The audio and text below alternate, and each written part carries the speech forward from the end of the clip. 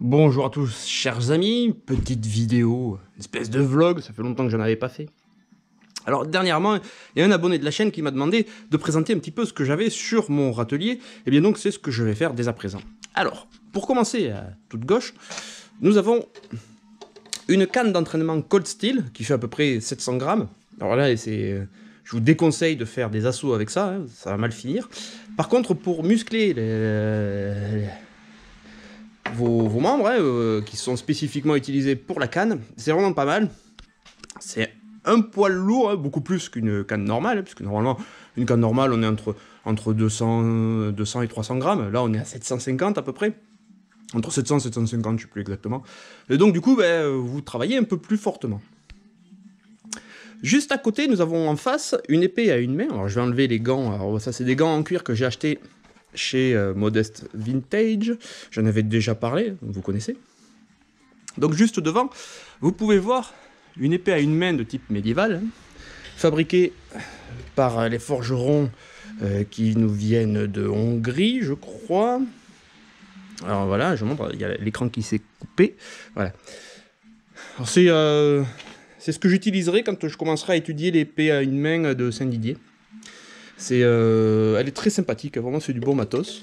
Moi j'aime bien, pour le peu que je les utilise, ça me suffit amplement. Juste à côté d'elle, il y a la grande sœur, hein, qui est une épée bâtarde. Donc vous pouvez voir, elle est un poil plus longue. Hein. Ici, hein, voilà. Là aussi, pareil, acheté chez Rêve d'Acier. Juste à côté, là vous avez la grande sœur, hein, une épée longue, que j'utilise pour faire les essais entre le bâton d'armes et l'épée longue. Et bon, on a pu voir que ça se passait plutôt très bien. Juste derrière, vous avez deux simulateurs de demi-espadon. Yep là. Donc le demi-espadon, hein, une arme que j'apprécie, qui est très légère, hein, qui peut faire de la taille et de la pointe. Donc j'ai acheté une paire pour pouvoir m'entraîner avec un vis-à-vis quand j'en ai un. Il y a le deuxième, et là vous avez une hache que j'utilisais pour les spectacles médiévaux. Alors, je ne l'utilisais pas pour frapper, mais c'était pour faire de la figuration. C'est une hache normale, hein, que j'ai médiévalisée.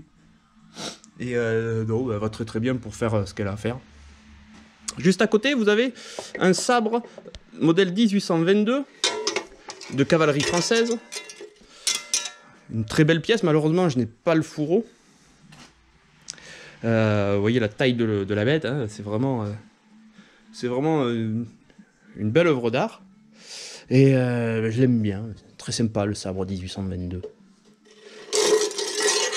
Ensuite, tout devant, nous revenons, et là nous avons un vrai demi-espadon, en fait un vrai ressuscité.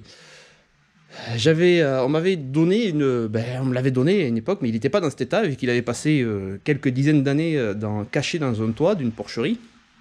Donc, j'ai contacté Thibaut Forgeron d'épée, là, et vous avez des vidéos, hein, qui sont sur la chaîne où j'en parle. Hein. Donc, vous avez la monture qui, elle, est d'époque, hein, elle date de l'Empire, et la lame, par contre, elle est d'aujourd'hui, elle a été refaite comme il faut, et pour pouvoir pratiquer sans danger apparent. C'est une lame sécurisée, qui est vraiment très sympathique. Hein. Elle est vraiment très agréable, c'est léger, c'est virevoltant, j'adore. Là, vous avez deux simulateurs de sabre. C'est pas des briquets, c'est plus long que des briquets, mais ça va très bien pour apprendre le sabre à pied. Ça pourrait faire aussi pour commencer à comprendre la base du sabre à cheval. Ça va très bien pour ce que j'ai à faire aussi, hein, pour apprendre le sabre, c'est vraiment pas mal. Ensuite, derrière, vous avez deux petits fleurets pour apprendre l'escrime de pointe. Ils sont vraiment sympas, j'en avais acheté une petite 6, je crois, j'en avais acheté 6. Et ils vont vraiment pas mal, hein, pour apprendre la base, c'est génial. Devant, vous avez deux simulateurs d'épées longues de type Meyer, hein, donc c'est les épées plumes, ce qu'ils appellent les Federschwert. Donc moi je l'utilise pour mes essais sur l'estoc. Ça correspond assez bien à la taille, le fait que visuellement ce soit plus carré que effilé, bon ben ça correspond plus à l'idée de l'estoc. Ensuite, nous avons ici les simulateurs de baïonnettes. Donc vous avez un simulateur français des années 1880-90, donc qui est un fusil gras transformé avec un système de ressort pour la baïonnette. Voilà. Derrière, vous avez un véritable simulateur suédois sur le même système, hein, qui est beaucoup plus court, qui correspond à leur fusil de l'époque. Il est plus tardif, donc ils sont plus courts. Et enfin, vous avez 2 simulateurs de mousquet pour le combat à la baïonnette. Est-ce que ceux qui suivent ma chaîne Patreon, vous pouvez... Ah, il y a un gant qui est tombé. Vous voyez, c'est avec ça que je m'entraîne. C'est vraiment pas mal, c'est pas trop lourd. Tout le monde peut l'utiliser. Et c'est bien. Ensuite, en bas, là, on a toute la collection de cannes et bâtons. Donc, bâtons de Joinville, bâtons d'armes, les cannes en toutes sortes. On a des baguettes pour faire... pour travailler, si on veut travailler un peu les prémices du demi-espadon, hein, si on n'a pas assez de simulateurs. Donc voilà, il y a tout ce qu'il faut. Ensuite, une autre paire de gants en cuir. Ceux-là, je les ai trouvés chez All Sport Vintage. Ils sont pas mal. Ils sont un peu moins bonne qualité que ceux de Modeste. Ils sont un peu moins rembourrés, mais leur gueule est sympa aussi. Ils sont vraiment... c'est pas mal. J'ai vu qu'il y avait une autre marque qui les faisait. Peut-être que je m'en achèterai une 3e paire, on verra. C'est comme les chaussures, hein. Quand on en a, on en veut toujours un peu plus. Ensuite, ici, nous avons une copie de briquet. Donc le briquet, c'était le sabre des grenadiers et des voltigeurs sous l'Empire. Bon, il était utilisé aussi avant, hein. Bon, ça c'est une copie, hein. Je pense pas que ce soit un vrai. Il est pas mal quand même, pour avoir les sensations du geste, tout ça, c'est vraiment sympa. On s'aperçoit que c'est quand même une machette, quoi, plus qu'une arme technologique, hein. Ensuite, ici, vous avez un vrai demi-espadon, un tardif. Il est beaucoup plus court, très léger, hein, comme vous pouvez voir, hein. Là, tout d'époque. On peut encore voir les ciselures, je ne sais pas si vous le verrez à la caméra. Et on peut encore voir les ciselures sur les côtés de la lame, hein, dans la gorge. Vraiment très sympa. Ensuite, ici, vous avez donc 2 fleurets d'entraînement à lame carrée, fabriqués dans les forges de Solingen. Excellente facture, il faut que je refasse les poignets pour avoir un meilleur grip, mais vraiment pas mal. Ensuite, ici, pour quasiment finir, nous avons 2 épées mouchetées à lame triangulaire, où vous pouvez voir sur la coquille les têtes de mort, très sympa, hein.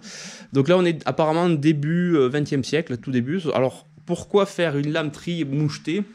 Eh bien, tout simplement parce que les duellistes s'étaient aperçus qu'il y avait des différences de poids et de maniement. Enfin, il y a vraiment des nuances, quoi, entre le fleuret et l'épée à lame triangulaire. Donc du coup, ils avaient fabriqué aussi des épées à lame triangulaire mouchetées pour pouvoir habituer le duelliste à une vraie épée à lame triangulaire. Voilà. Et enfin, une hache, une petite hache que j'avais lorsque je faisais des spectacles médiévaux. À ce sujet, je pense que je vais la vendre. Donc s'il y en a que ça intéresse, vous me contactez. Ce sera pas bien cher, le but c'est de faire un peu le vide. Et voilà, bon, sur ce, ah oui, et pour ceux que ça intéresse, là vous avez un aspis. Aspis, ouais, c'est le bouclier grec, hein, que j'avais utilisé. J'avais une tenue grecque à une époque, quand je faisais des spectacles. Je vous montrais un peu les tenues grecques. Et voilà, c'est le bouclier que j'utilisais. Il commence à prendre la poussière, le pauvre. La peinture, c'est moi qui ai fait. J'ai tout fait, toute la peinture, le calque et tout, pour pouvoir bien avoir un beau modèle. Voilà, fait main. Pas le bouclier en lui-même, mais j'ai fait la déco. Voilà, si vous avez d'autres questions, n'hésitez pas, hein, je vous répondrai avec plaisir. Voilà, vous voyez deux masques d'époque. Un réchaud à pétrole de 1903. Et après, voilà, les casques, vous comprenez. Vous connaissez tout ça. Voilà, sur ce, passez une bonne journée et à la prochaine.